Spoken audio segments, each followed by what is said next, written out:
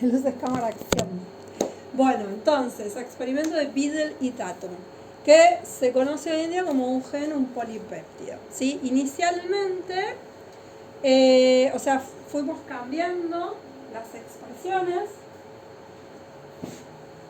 donde inicialmente lo que este experimento, digamos, como la conclusión de este experimento fue que hay una correspondencia entre un gen,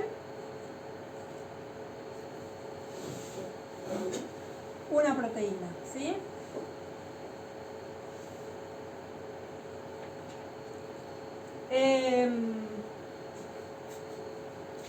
Entonces, normalmente cuando ustedes lean un gen o una proteína, se refiere a lo que se terminó de discernir con este experimento. Ya se venía, digamos, como proponer, perdón, un gen, una enzima fue el primer postulado, la primera forma de esto, ¿sí? Un gen, una enzima.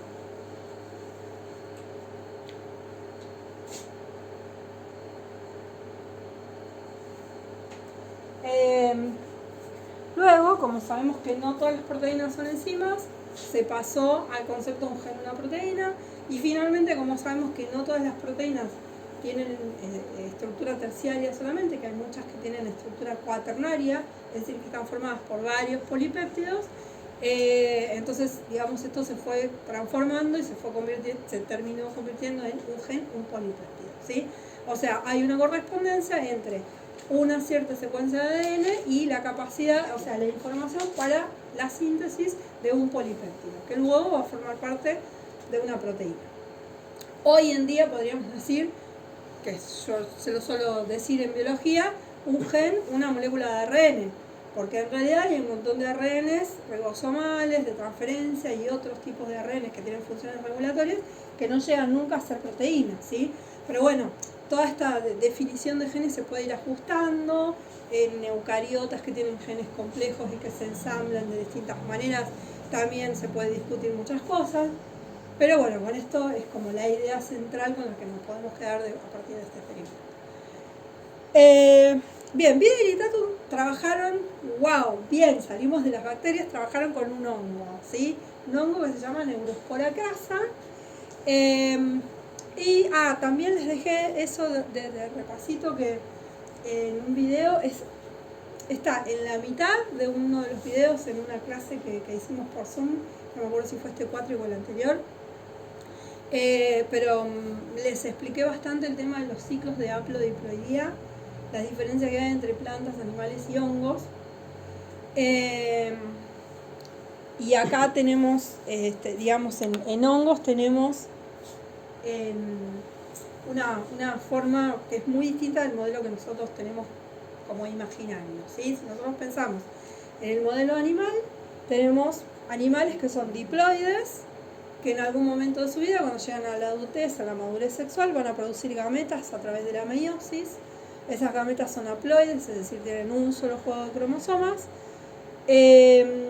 y tienen la capacidad, digamos, de cuando se encuentran con la otra gameta, fecundarse y restablecer el número diploide para dar lugar a un individuo con sus dos juegos de cromosomas, que va a ser el que se va a desarrollar, va a crecer, se va a desarrollar, se va a convertir en adulto, y que es el individuo que nosotros tenemos como modelo, ¿sí? Ese es el modelo animal. En las plantas, esos dos, digamos, espacios de, digamos, o esas dos etapas de ciclo haploide y ciclo diploide están divididas de un modo bastante más parejo, y en los hongos está totalmente invertido. O sea, el hongo, el individuo que nosotros vemos, la mayor parte de los hongos no los vemos porque es micelio que no podemos ver, ¿sí? Pero lo que sí vemos son las estructuras reproductivas. En general, esos hongos están en estado haploide, ¿sí? Tienen un único juego de cromosomas.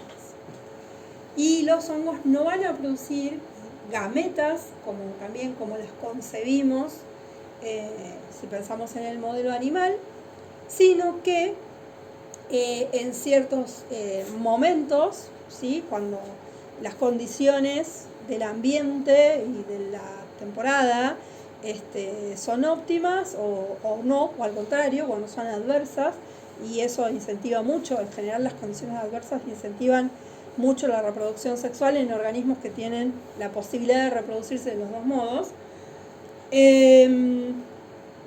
¿Querés que prendamos un poco la luz, Laura? Te veo que estás pidiendo por favor.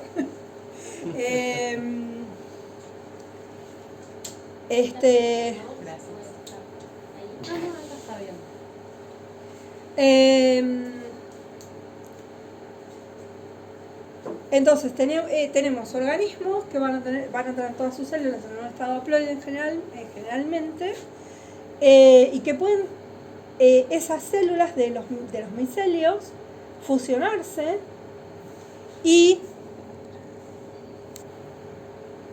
este esquema que viene de acá, ¿sí? Dos micelios de dos individuos diferentes, las células se pueden fusionar, liberar sus núcleos a un espacio común, ahora sí, y que puede pasar distintas cosas. Una es que los núcleos sigan sin fusionarse y se dividan por divisiones mitóticas y se formen células multinucleadas con dos tipos de núcleos distintos. Bueno, hay mucha diversidad en los distintos grupos de hongos de cómo pueden pasar estas cosas, ¿sí? Pero bueno, en algún momento estos núcleos se pueden fusionar, ahora sí. Entonces vamos a pasar a tener un núcleo diploide. Y cuando tenemos una célula con un núcleo diploide, ahora sí puede ocurrir meiosis. Se van a separar los 4 núcleos haploides resultantes de la meiosis. Y van a dar lugar a células, ¿sí? Que se van a producir esporas y se van a poder dispersar y van a poder dar origen a nuevos individuos con otra composición genética diferente resultante de las recombinaciones meióticas. ¿Sí? Pero cuando estas esporas germinen y den lugar a nuevos individuos, van a estar otra vez en estado haploide, se van a dividir mitóticamente y van a dar lugar a organismos haploides. ¿Sí? También hay momentos en los cuales los hongos se pueden crecer en estados diploides, ¿sí? Se pueden desarrollar también, pero en general los micelios los vamos a ver en ese estado diploide, ¿sí? Son así. En realidad, nosotros somos los más limitados. No, los animales, cuanto más complejos, somos los que más restricciones tenemos. Sí. ¿Sí? O sea, estamos mucho más limitados. Al tener tanta división de trabajo, de sistemas, de órganos complejos, un órgano que integra todo y que define no sé qué, y otro que se encarga de distribuir. Eso es lo que hace que estamos mucho más restringidos en las posibilidades de cambio. En cambio, estos otros organismos que tienen estas estructuras más modulares, lo mismo, las plantas, o sea, la planta misma, o sea, la planta puede perder una hoja y no pasa nada, tiene 2 millones más, o 5, o 10, no importa, pero tienen otras capacidades de regeneración y de resolver problemas, porque tienen estructuras modulares mucho más, otra forma de funcionamiento, ¿sí? Igual pensaba en la ventaja que podría otorgar a un organismo el genoma haploide para que sea condicionalmente diploide. O sea, porque unos organismos son al revés y otros no, más allá de la complejidad, ¿no? Es raro, o sea, ¿por qué existen? Porque evolucionaron.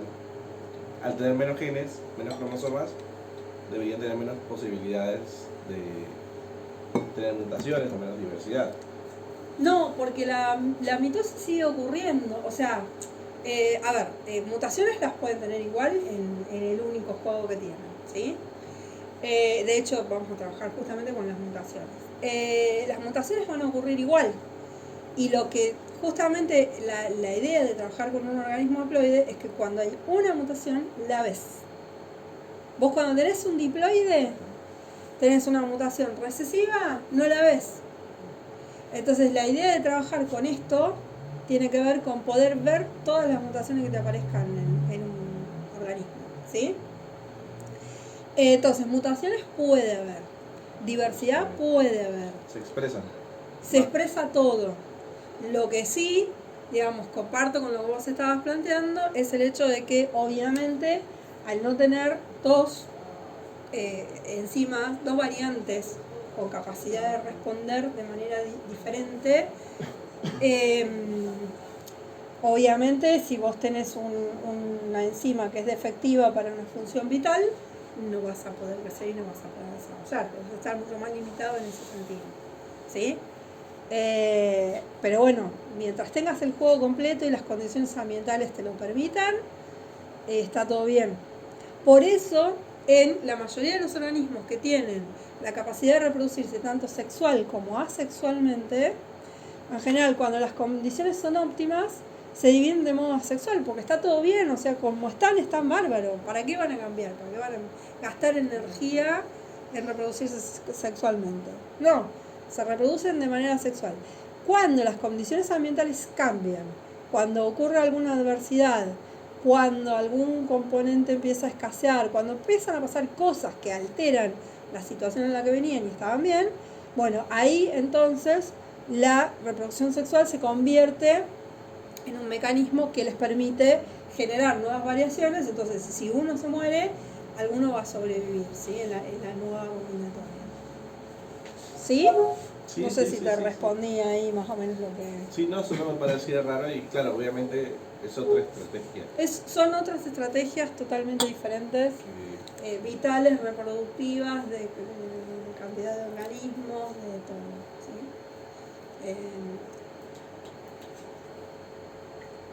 Con vitales me refiero a nichos, a metabolismos.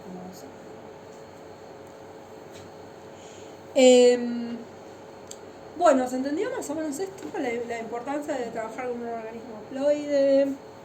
Bien, porque esto es lo que es por esto que ellos lo eligieron. ¿Sí? Acá tienen, en la imagen tienen, bueno, un hongo crecido en una placa. ¿Sí? Acá pueden ver un poco más las estructuras donde se forman las esporas. ¿Sí? Van a tener unos esporangios donde van a estar las esporas. Acá hay otro. Uy.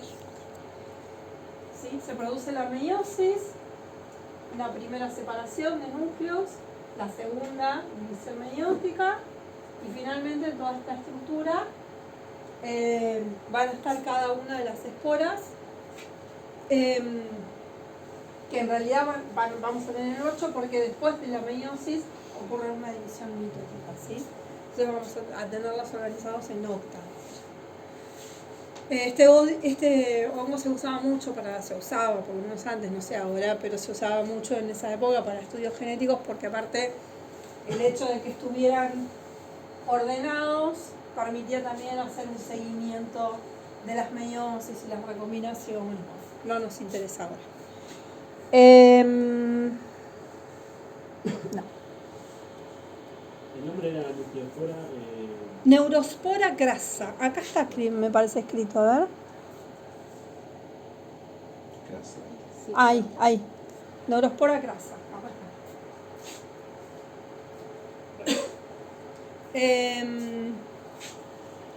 Bueno, entonces ellos ¿qué hicieron? Eligieron este hongo para trabajar, ¿sí? Y lo que intentaban era hacer, digamos, una serie de experimentos que les permitiera relacionar genes y enzimas, ¿sí? O sea, terminar, digamos, de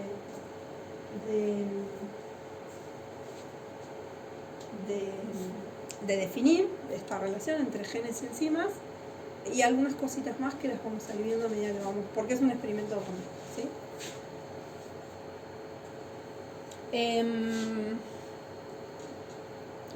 Está.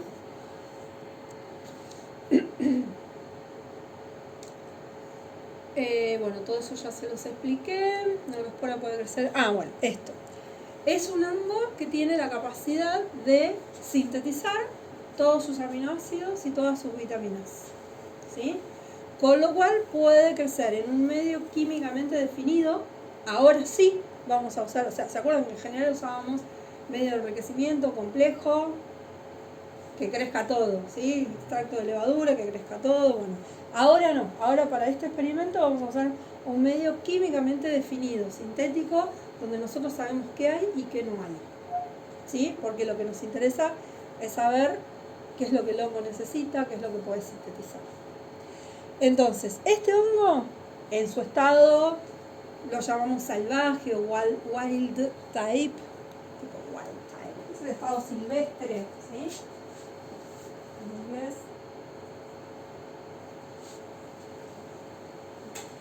Type.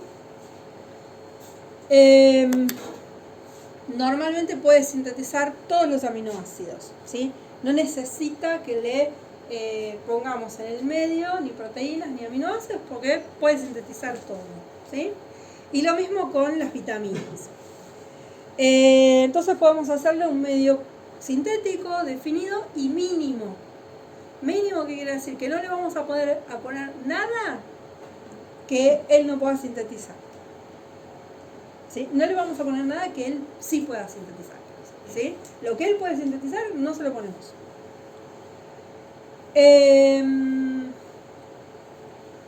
Entonces, si puede sintetizar todos sus aminoácidos, no les vamos a dar aminoácidos, ¿sí? Le vamos a dar una fuente de nitrógeno, azufre, todos los componentes, pero no le vamos a poner ningún aminoácido en particular.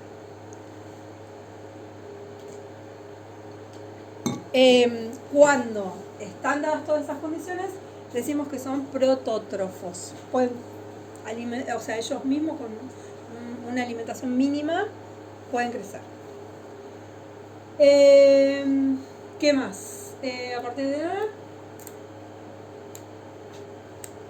Bueno, entonces el razonamiento de ellos fue que si ellos pueden sintetizar todos los componentes, entonces tiene que haber enzimas que se encarguen de hacer esa tarea, ¿verdad? De sintetizarlos. O sea, los aminoácidos, ¿sí?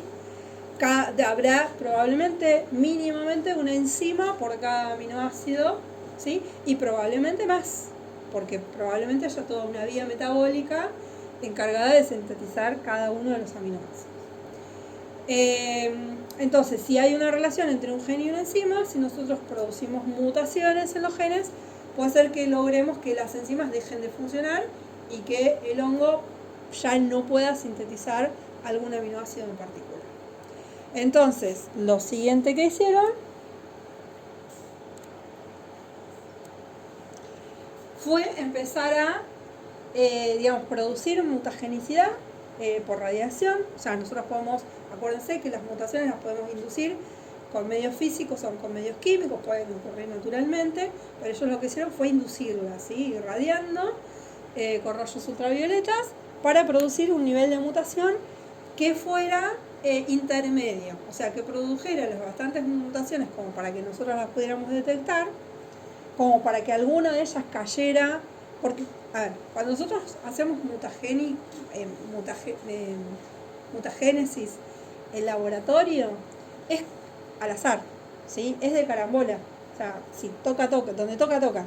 Sabemos que si nosotros irradiamos con rayos ultravioletas vamos a producir mutaciones, porque son mutágenos importantes, no sabemos dónde, es al azar. Si esas mutaciones son muchas, lo terminamos matando al organismo. Por eso usamos los rayos ultravioletas para esterilizar. 15 minutos, rayos UV, ¡pum!, se murió todo, no queda nada. Si le damos una dosis baja, vamos a producir mutaciones, pero sin que lleguemos a una situación en la que le produzcamos la muerte al organismo. Entonces, lo primero fue generar mutantes, ¿sí? Voy a pasar esta diapo porque es la descripción de lo que vamos a ver en ilustración, en estos dibujitos acá. Entonces, lo primero que hicieron fue generar mutantes, ¿sí? Irradiar a los hongos un tiempo X, cosa de que hubiera mutantes sin que los matara. Luego de eso, ahora se pusieron a separar espora 1, espora 2, separaron las esporas, todas. No, esta gente, mucha paciencia. O sea, separaron las esporas en ese medio donde estaba creciendo el hongo. Sí. Ya sabiendo que alguna mutación tenía. Alguna, ellos, pero no saben qué. ¿Sí? Y alguno puede que no, también. También puede que no, sí. Yo solo estoy pensando en la santa paciencia para hacer preguntas. La santa paciencia, y ahora vamos a ver la cantidad de heladeras que deben haber tenido para guardar los cultivos, porque todo esto en tubo de ensayo, ¿sí? Entonces, irradiaban, juntaban esporas, las separaban una por una, y a cada una la sembraba en un tubo con medio de cultivo.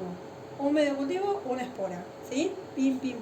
Ahora, este medio de cultivo era rico, porque si ellos habían producido mutantes sabiendo que lo que ellos esperaban era que no pudieran sintetizar algunas cosas, lo primero para poder identificar, lo mismo que hacemos con las bacterias, primero un medio de enriquecimiento, ¿sí? Ahora también damos un medio rico para que todos puedan crecer, por lo menos todos los que no tengan mutaciones que sean incompatibles con la vida, ¿sí?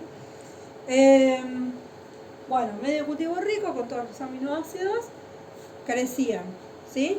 Ahora, de cada uno de esos tubos sacaban una muestra y la ponían a crecer en un medio cultivo mínimo ahora, ¿sí? Sin los aminoácidos. De acá a acá, ¿sí? Bueno, en este caso resulta que lo pasaron a un medio de cultivo mínimo, casi todos lo hicieron bien, menos uno, ¿sí? Uno no. Entonces yo sé, suponga, o sea, sacamos de la ecuación a las vitaminas, ¿sí? Pongamos que este medio tenía aminoácidos, pero no tenía aminoácidos, pero sí vitaminas. Entonces yo sé que este hongo acá creció, acá no creció, evidentemente lo que le está faltando es algún aminoácido, ¿sí? Ahí hay una mutación en alguna enzima que se encarga de producir algún aminoácido, ¿sí? Más que eso no sabemos, eso es todo lo que sabemos, pero ya es bastante. Sabemos que acá este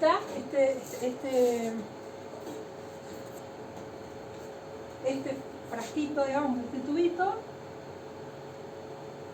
tiene un mutante que es el que nos está interesando a nosotros para estudiar, ¿sí?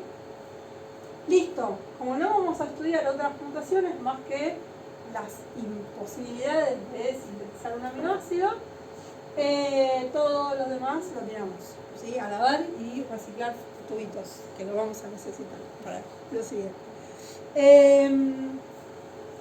Bueno, a este tipo de mutantes que no pueden crecer en medio mínimo es a lo que se le llama auxótrofos, que estaba escrito por ahí adelante, ahí, ¿sí?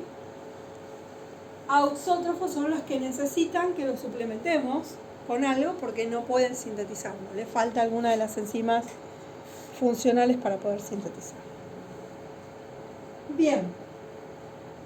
Entonces, el siguiente paso, si yo sé que este que está acá crece en un medio rico, pero no en un medio mínimo, que lo que le está faltando es algún aminoácido, ¿cuál sería el siguiente paso para identificar cuál es el aminoácido que le falta? Uno con cada aminoácido. Exactamente, ¿sí? De este, que lo voy a dejar, lo voy a guardar porque va a ser mi fuente de muestra. Voy tomando muestras y a uno le agrego lisina, a otro le agrego arginina, a otro le agrego alanina y así, de a uno solo, ¿sí? Así con todos los aminoácidos y veo qué pasa, en cuál crece y en cuál no, ¿sí? Esperamos que crezca en uno.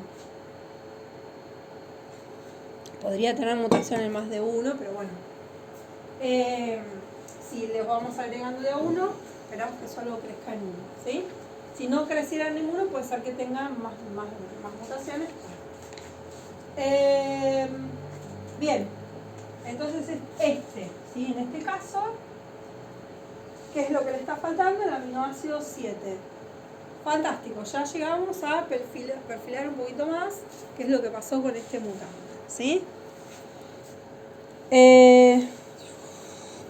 Bueno, acá tienen el mismo esquemita, pero de libro, un poco más top. Pero es también otro resumen del mismo experimento. ¿Querés que apague? Sí, ahí sí, para que lo puedan ver.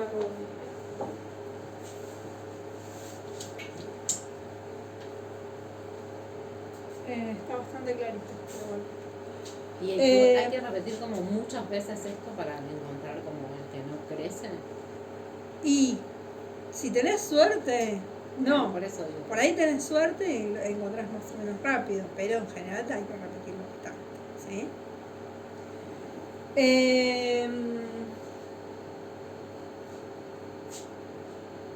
Bueno, nada, es el mismo resumen. ¿Hasta acá me van siguiendo con el experimento? Bien. Bueno, esta es otra posibilidad que vamos a retomar cuando terminemos de ver el experimento, que es hacer algo similar pero en bacterias, ¿sí? La ventaja de trabajar en bacterias es que en vez de necesitar un tubo por cada organismo inicial, podemos tener en una única placa varias colonias que provienen de organismos diferentes, ¿sí? Entonces, mucho más fácil de tener en el laboratorio, de guardarlos, los apilamos en una heladera y podemos tener un montón de microorganismos con bastante poco. Y acá lo que se hace cuando se quieren repetir los experimentos y pasar, digamos, una muestra de cada colonia a un nuevo medio, lo que se hace es esta técnica que se llama la técnica de réplica en placa, que lo que se tiene es un paco de madera o alguna estructura, digamos, que encaja dentro de la placa de Petri y que está forrado en una de las superficies con un pedazo de tela, ¿cómo se llama? No me sale ahora, de terciopelo, ¿sí? Vieron que es como peludita. Yo supongo que hoy en día ya viene a venir todo esto sintético hecho con otros medios, ¿no? Pero bueno, en ese momento se hacía con un taquito de madera y un pedacito de terciopelo.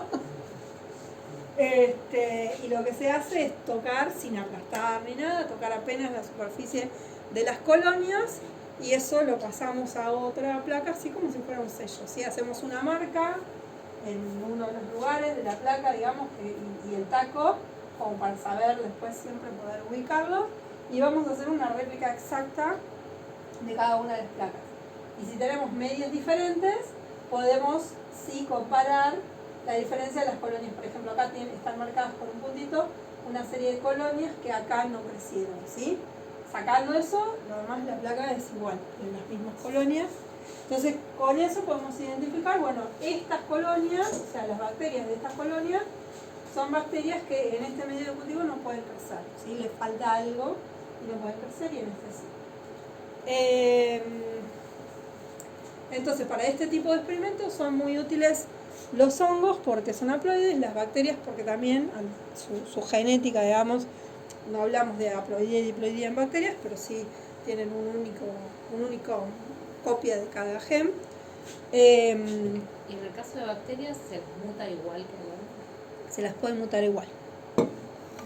Sí. Y de hecho lo que usamos después, todo esto es el fundamento para detectar mutágenos. ¿Sí?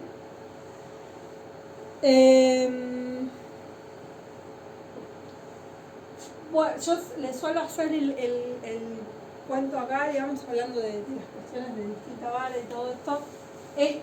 Toda esta metodología la desarrolló una mujer que le dieron el Nobel al marido por los descubrimientos de ella, ¿sí?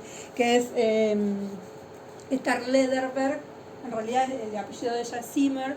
El experimento que hicieron, para el cual ella inventó toda esta metodología, se conoce como el experimento de Lederberg y Lederberg, ¿sí? El apellido del marido y ella el apellido casado.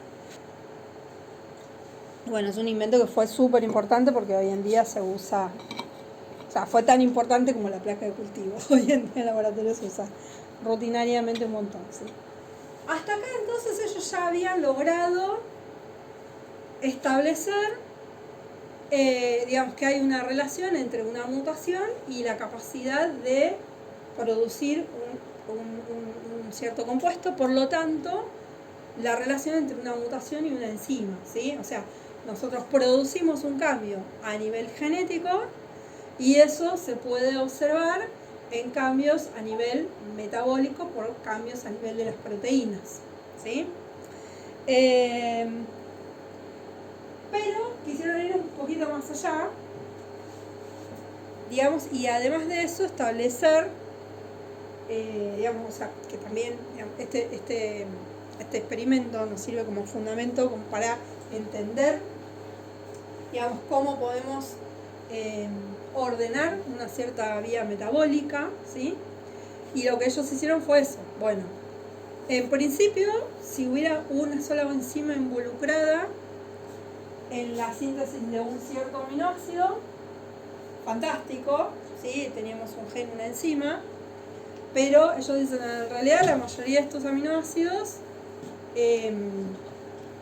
tiene que haber varias enzimas que estén produciendo el compuesto, pero en distintas etapas, ¿sí? Con compuestos intermedios. Y de hecho ya se conocían algunos intermediarios que se iban modificando a partir de un precursor con una serie de pasos y una serie de intermediarios hasta lograr producir el compuesto final, ¿sí? El aminoácido o la vitamina. Entonces más o menos ya había una idea de que había 2, 3 etapas, 2 o 3 compuestos intermediarios, y lo que ellos decidieron hacer es decir, bueno, entonces, si para sintetizar, por ejemplo, arginina, yo necesito 3 pasos, o sea, 3 enzimas con 3 compuestos intermediarios, está bien, ya identifiqué una cepa que es mutante para arginina. Pero entre todos los mutantes para arginina que tengo, y ahora otra vez volver a ampliar y volver a encontrar varios mutantes para arginina, ¿sí? Entre todos los mutantes para arginina distintos que tengo, debe haber algunos que estén mutados en una enzima, otros que estén mutados en otra enzima, otros que estén mutados en otra enzima. Y yo quiero saber cuál es el compuesto que está primero, o sea, el precursor, el compuesto primero, el compuesto segundo, el compuesto tercero, la enzima 1, la enzima 2, la enzima 3, ¿sí? Entonces le empezaron a hacer lío otra vez, ¿sí? A hacer lío de frasquitos y de tubitos para poder, digamos, generar una respuesta y generar un relato respecto de cuál es el precursor, cuál es el primer intermediario, cuál es el segundo, cuál es el tercero, ¿sí? Siguieron separando esporas. Era gente, otra que bordar, gente con una paciencia tremenda, ¿sí? Entonces, a ver si me estoy olvidando de algo.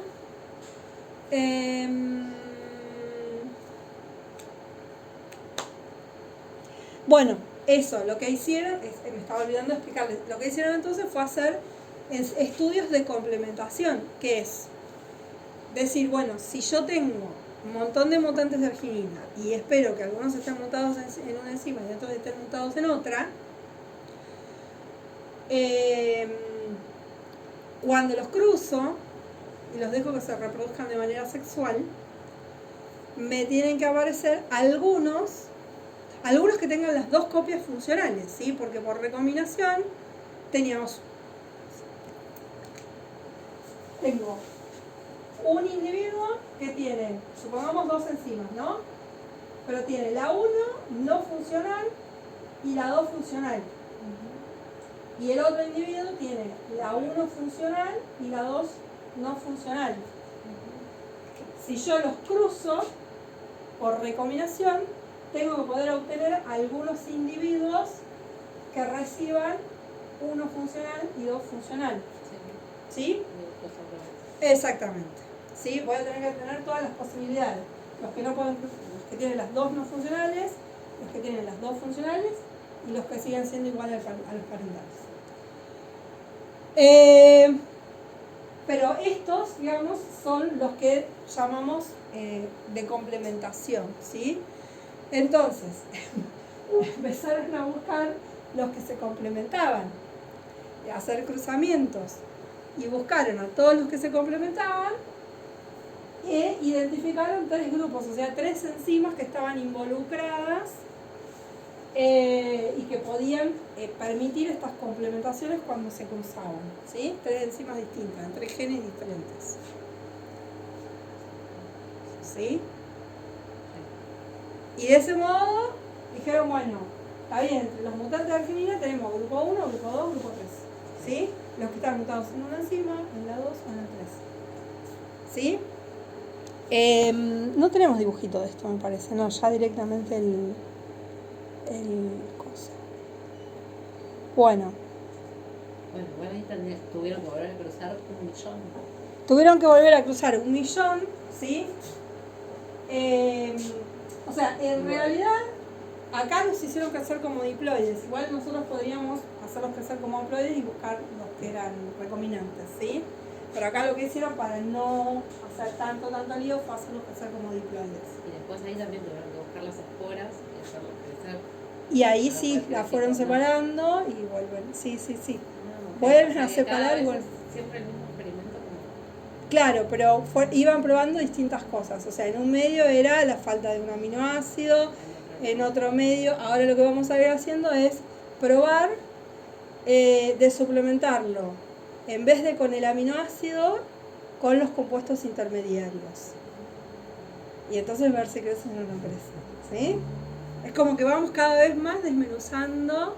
O sea, primero identificamos que era un mutante ausótrofo, ¿sí? Que no podía crecer sin algún aminoácido X, no sabíamos cuál. Después detectamos cuál era el aminoácido que le faltaba. Y ahora vamos a ver cuál es la enzima dentro de toda la vía metabólica de la síntesis de ese compuesto, ¿sí? Tardaron muchos años. No sé cuánto tiempo, pero mucha paciencia, toda sí, la mucha vida. dedicación, sí, probablemente.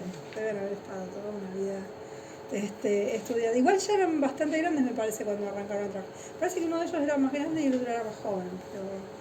Porque uno era bacteriólogo y el otro... Me parece que uno era bacteriólogo y el otro trabajaba con hongos. Estaba por acá en la... ¿Cuál era su...? De acá decía... ay, no me acuerdo ahora. No, se habrán puesto viejos haciendo los experimentos. Sí. Y mucho amor, mucha paciencia. Deberían ir al... Igual... yo creo que todos estos experimentos que se hacían en esa época eran muy divertidos. Eran mucho más como escolares, no sé cómo decirte. Hoy en día vos vas a un laboratorio, pones una PCR, no ves nada. O sea, vos acá vas y, ay, a ver si creció, si está el honguito, creció o no creció. Como que...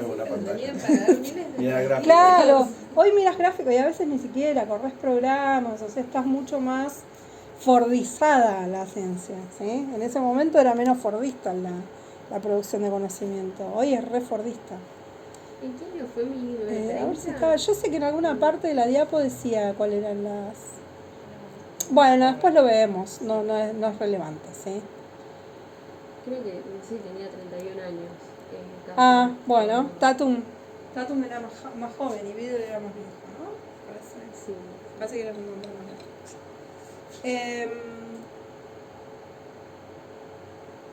Bueno, entonces, identificaban a los que se complementaban. Por lo tanto, si se complementaban era porque las mutaciones que tenían eran en enzimas diferentes. ¿Sí? Si no, no se complementan. O sea, si la mutación es en la misma enzima, no hay complementación. ¿Sí? Porque van a seguir sin poder crecer. Entonces no hay complementación y por lo tanto pertenecen al mismo grupo. ¿Sí? Entonces, bueno, se pusieron a hacer esos cruzamientos, ver si complementaban y los iban separando. Grupo 1, grupo 2, grupo 3, grupo 1, grupo 2, grupo 3. Tiki, los clasificaron así, ¿sí? No, ahora sí me olvido de algo más.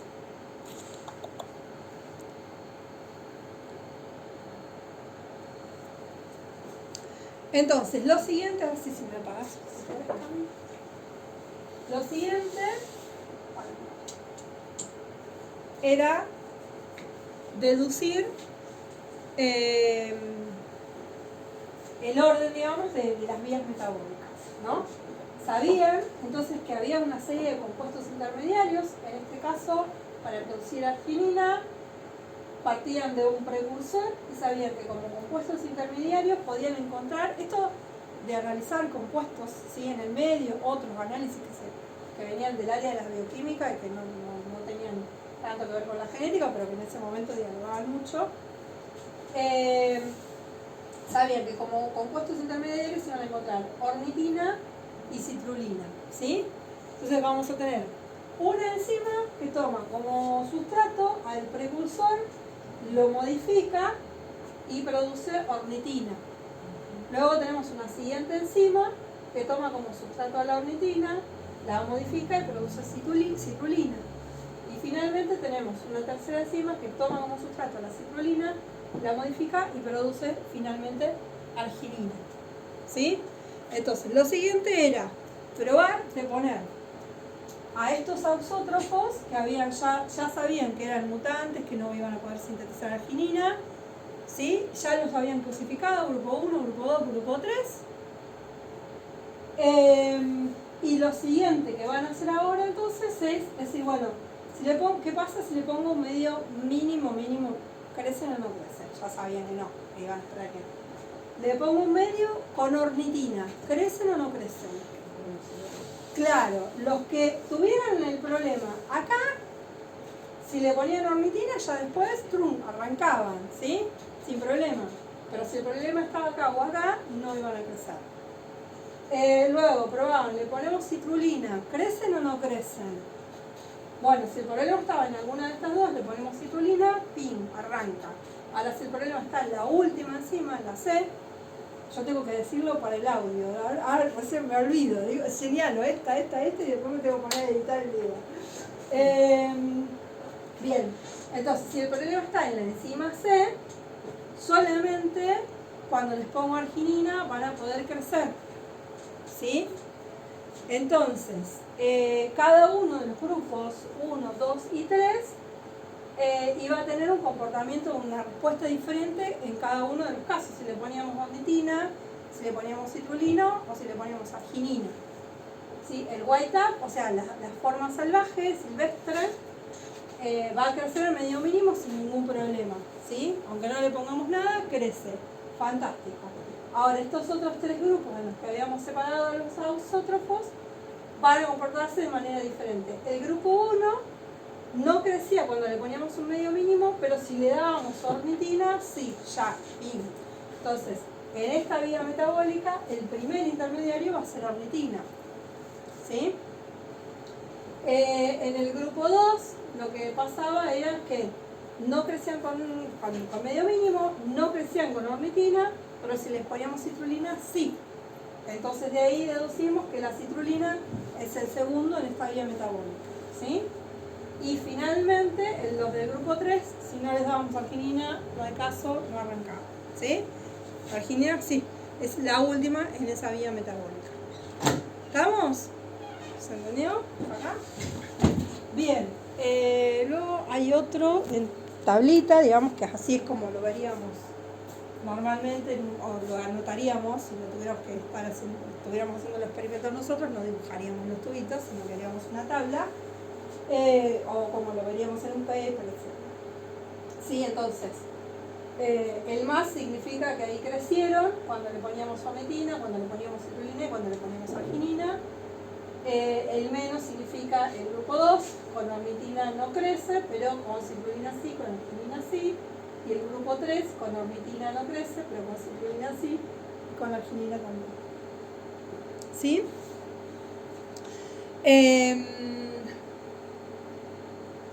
Bien.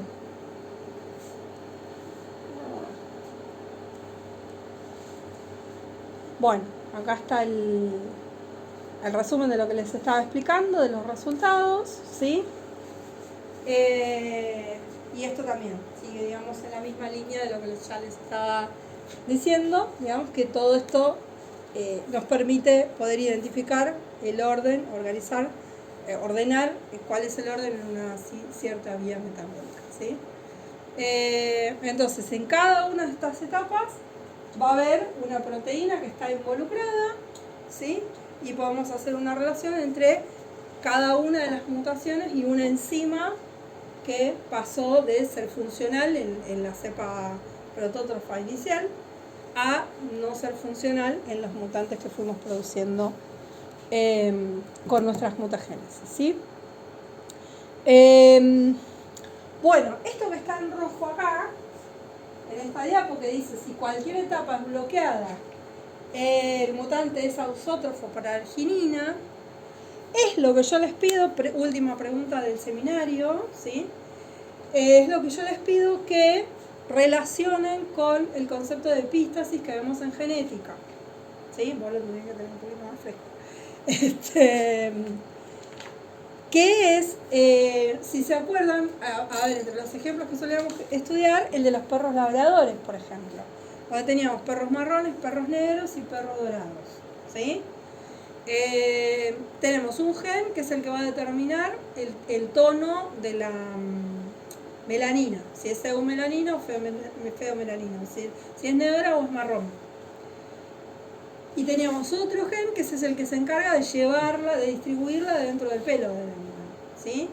Entonces, si por más que tuviéramos melanina, negra o marrón, o sea, no son animales albinos, los dorados no son albinos, por más que tuviéramos una melanina negra o marrón, no íbamos a ver el color en el pelo, ¿sí? Entonces, hablábamos de epistasis cuando hablamos de genes que participan dentro de una misma vía y donde cuando uno no es funcional, se produce una interferencia y se produce un corte dentro de esa vía, ¿sí? Yo siempre les digo, bueno, lo pueden pensar para cualquier vía metabólica, nos faltan enzimas alguna enzima de la glucólisis. Bueno, se corta la glucólisis, listo, organismo inviable, no va a pasar del estado de cigoto, ¿sí? En el caso de los labradores, bueno, pasa esto de que vamos a tener un labrador dorado porque no llega el pigmento a la superficie del pelo. Y los otros ejemplos eran ejemplos de flores, que por ahí son menos familiares, digamos, pero también la idea era la síntesis de un pigmento en 2 etapas. Entonces tenemos un precursor blanco, un intermediario blanco y un producto final de color violeta, ¿sí? Vamos a ver el color violeta cuando las 2 enzimas son funcionales. Pero cuando en alguno de los dos puntos se corta la vía, entonces al pigmento no lo vemos, ¿sí? Lo estudiamos en caso de eucariotas diploides, o sea que para esos casos era cuando teníamos diploides homocigotas recesivos, ¿sí? Pero, y en este caso lo vemos en haploides, o sea que lo vemos inmediatamente. Lo podemos detectar con la mutación porque no hay un dominante que lo enmascare, ¿sí? Mucho más fácil de verlo. Pero seguimos estando ante ese mismo concepto, que es el de epístasis, que es cuando hay varios genes que actúan de manera coordinada dentro de una vía y si hay uno que no es funcional, toda la vía se corta. No importa que los demás sean funcionales. El producto no lo vamos a ver de todos modos. Sería como la diabetes también, que pasa algo parecido. Yo no me acuerdo cómo es la... Hay una enzima que no funciona, pero no me acuerdo cómo es toda la vida. Pero sí. Sí. Entonces, bueno, ya está respondida la última pregunta del seminario, ¿sí? Que es relacionar este experimento con la epístasis. Les dejé el videito como para... hay una listita de reproducción como para que repasen un poco ese concepto y están todos esos ejemplos. Bueno, acá en esta diapo más de lo mismo, o sea, la vía de producción de arginina, ¿sí? Y bueno, acá ya los genes están ya con sus nombres, en vez de estar numerados. ARG-E, ARG-F, ARG son distintos genes, ¿sí? Que codifican para enzimas, que van a estar participando dentro de la vía de producción de la arginina. Vale para cualquier aminoácido, ¿no? Las vitaminas. Bueno, y ahora, digamos, la segunda parte de la clase es ver un poco para qué podemos usar esto, más allá de conocer, digamos, conocer algunos experimentos genéticos que están hechos con microorganismos, que están bien, digamos, por sí solo para verlo como parte de lo que es genética microbiológica. Pero además para pensar qué tipo de utilidades le podemos dar nosotros desde lo que es la carrera de ciencias ambientales, ¿sí?